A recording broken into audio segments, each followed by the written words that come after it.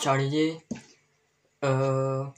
chci vás varovat, že YouTube úmyslně maže lajky a odběry, a to z toho důvodu, že se nedíváte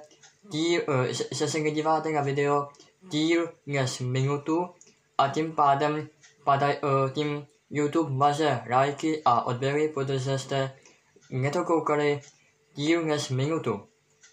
Protože průměrná doba sledovanosti je 1 minuta 25 vteřin. A pokud se budete dívat díl než minutu, jako myslím 1 minuta 25 vteřin, tak ten like a odběr zůstane. Prosím, sdílejte to ostatním, aby viděli včas, protože už víme, proč furt ty odběry padají a lajky padají. A to samý i komentáře taky mažou.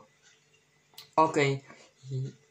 Pokud se vám tato informace líbilo, tak rozhodně hoďte odběr a like, ale musíte se dokoukat video aspoň díl než minutu, aby ten like zůstal a odběr zůstal. Jinak, pokud se nebudete dívat díl než minutu, tak ten like a odběr YouTube smaže. Děkuji za pozornost. Čau.